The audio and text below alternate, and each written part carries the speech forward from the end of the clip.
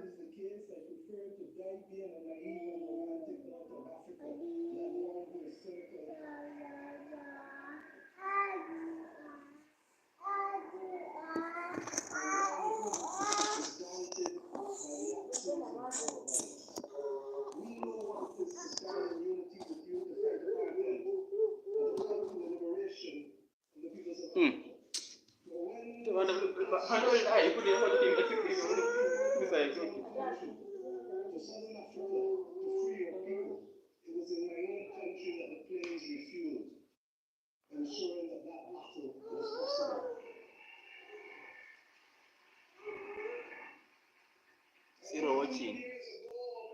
Wabili banja kuwatch. Wabili wana watch.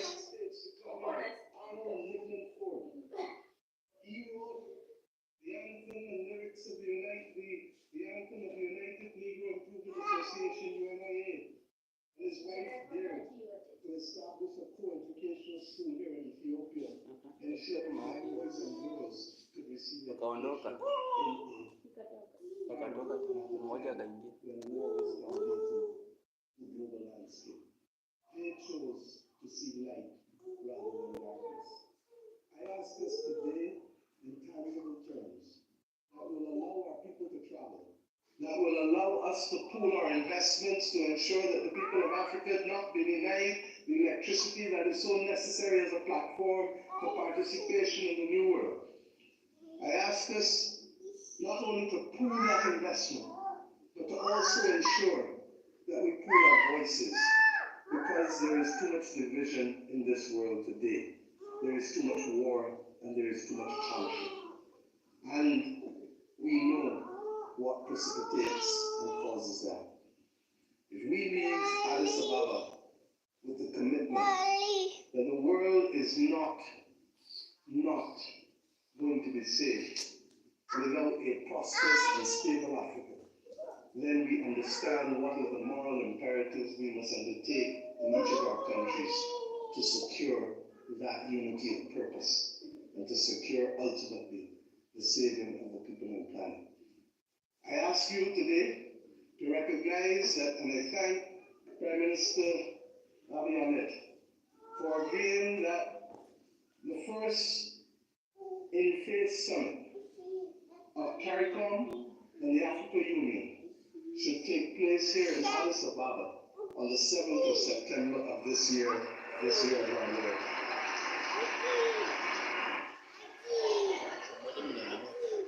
By that simple act, we build on the inaugural summit which took place virtually in 2021. But more importantly, we seek to regularize and to establish as a permanent point of interaction the unity of which I speak and call for. And I ask you as I leave this podium to recognize that we too in the Caribbean want to see you. Indeed, in my own country of Barbados, we will celebrate the Caribbean Festival of Arts, the 15th CariFesta, from August 22nd to August 31st. And we do so not only asking for those from Cuba and Bahamas in the north, to Venezuela, to Suriname and Guyana in the south, to Belize in the west and the eastern Caribbean to come together to express our commitment to each other creatively through food and fashion and music and dance and art and sculpture and talk of philosophy, talk of religion, talk of who we are, talk of the future. I ask us to recognize that we celebrate this year our resilience and that we do so not only asking the people of the Caribbean to come, but the people from whom we came here in Africa, in India, in China, and the continent to which we went, in particular in Central America and Latin America. This is our moment to show the world that we were not simply apostrophes to the history and the modern history of humanity, but that truly we are the ones who can level the playing field and to create the opportunities that will allow the world to see people, hear people, and feel people, and to value the planet and its biodiversity at the very time when it is greatest in crisis. Let us remove the scars of history and be firm craftsmen craftsmen of our day, recognizing that the only people who can stop us now are we ourselves. We have to emancipate ourselves from from Kenya. mental slavery and to build the future that our people want of us. And we must do so in the spirit of the results of Agro. Thank you.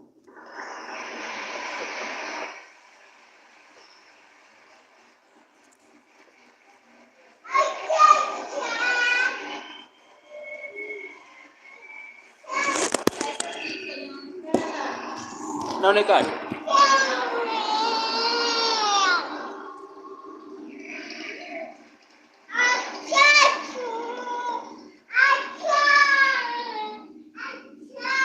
Thank you, Your Excellency, Prime Minister of Barbados, Chair of the Caribbean Community, CARICOM, for a global call for the African Union theme of year 2025. It is my distinct honor to welcome now His Excellency John Mahama, the President of the Republic of Ghana, as the African Union leader on advancing the cause of justice and payment of reparations to Africans. Your Excellency. sasa walikuwa wameingia watu 6.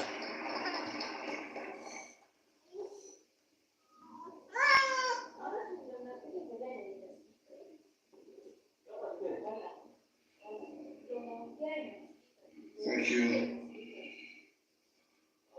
Your Excellency, Chairman, President of Your Excellency, Prime Minister Abiy Ahmed of the Federal Democratic Republic of Ethiopia, Your Excellency, Chairperson of the African Union, and in the interest of time, may I just proceed on established protocol and say, Your Excellencies, my colleague, heads of state, distinguished citizens.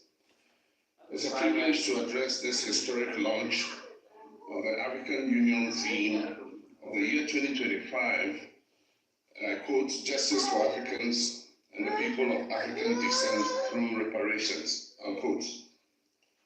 This moment marks a significant milestone in our collective pursuit of justice, equity, and the long overdue recognition of the historical injustices that continue to shape the lives of Africans and the people of African descent worldwide. At the 37th Ordinary Session of the Assembly of the African Union in February 2024, our heads of state and government made a landmark decision to dedicate the year 2025 to the cause of reparatory justice. This decision underscores our collective commitment to addressing the historical injustices and their lingering consequences that have impacted generations of Africans and people of African descent. It aligns with our broader struggle for liberation, unity, and socio-economic empowerment as enshrined in Agenda 2063, the Africa we want, a vision for an integrated, peaceful, and prosperous continent. Your Excellencies, the transatlantic slave trade was one of the most heinous crimes against humanity, spanning about 400 years and forcibly displacing more than 12.5 million Africans. It is estimated that at least 2 million of our compatriots perished during the Middle Passage alone. The legacy of this brutal system, along with colonialism, apartheid, genocide, and new colonial exploitation, have left deep and enduring scars on the fabric of our societies. Today, the descendants of enslaved Africans continue to face economic disparities, social inequality, systemic discrimination, and racial prejudices. Addressing these challenges require more than just acknowledging them. It demands action. The economic impact of colonialism on Africa has been profound. Historical estimates suggest that the continent lost trillions of dollars in both human and material resources due to colonial exploitation. The forced extraction of wealth, which included minerals, cash crops, and labor, deprived African nations of the capital and infrastructure necessary for sustainable development. Colonial policies intentionally stifled industrial growth, leading to a dependency on foreign economies that persists even till today. The systemic plundering of Africa's natural resources, coupled with the disruption of traditional governance structures, has resulted in lasting consequences, worsening poverty and the development and inequality throughout the continent. In August 2023, Ghana hosted the Accra Reparations Conference, a historic gathering that brought together African heads of state, scholars, and representatives of the global African diaspora to advance the reparations movement. This conference reaffirmed the urgent need for comprehensive reparatory justice and laid the foundation for stronger advocacy and policy frameworks. It provided a platform for dialogue on the financial, cultural, and social restitution necessary to address the enduring effects of slavery and colonialism. The outcomes of this conference served as a guiding pillar for our collective efforts moving forward. The 2025 AU theme of the year is therefore a call to galvanize efforts towards reparatory justice. It is an appeal to ensure that the dignity, rights, and well-being of Africans and their descendants are fully restored. Reparations involves not only financial compensation, but also restitution, rehabilitation, and guarantees of non-repetition for the abuse of fellow human beings. It is also about truth-telling, historical accountability, and the restoration of agency to those who have been marginalized for centuries. Your Excellencies, ladies and gentlemen, the call for reparations, while including extends beyond financial redress to encompass addressing structural inequalities, ensuring educational and economic opportunities, reclaiming cultural heritage, and amplifying the voice of Africa and the diaspora communities on the global stage. Achieving justice requires multi-stakeholder collaboration. Today's pre-launch event serves as a crucial platform for concertedly rolling out constructive consultation, dialogue, and partnership. We welcome the participation of AU member states, regional economic communities, the global African diaspora, civil society organizations, academia, the private sector, and international partners in this transformative endeavor. The African Union Commission, in collaboration with key partners, have developed a concept note and revised the roadmap to guide the implementation of the reparations agenda. This initiative will further the aspirations of Agenda 2063, fostering an Africa that is self-reliant, just, and inclusive.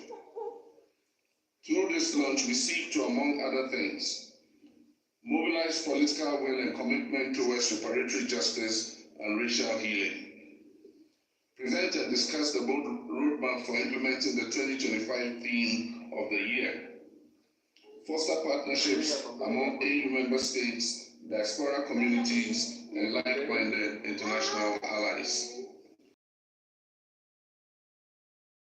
Efforts to support reparations initiatives across Africa, elevate awareness and advocacy to ensure sustained engagement beyond 2025, encourage dialogue and knowledge sharing among experts, policymakers, historians, and affected communities, and finally, end to the culture of silence and denial on racism and colonialism. Your Excellency, the work ahead requires a unified voice, a clear strategy, and unyielding commitment. Today, we reaffirm our commitment to working together to develop policies and frameworks that will support reparation efforts across Africa and beyond.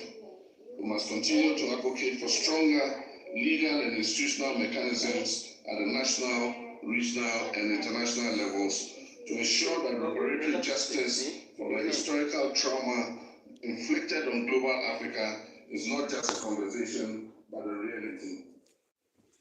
Excellencies, ladies and gentlemen, I wish to express initiative.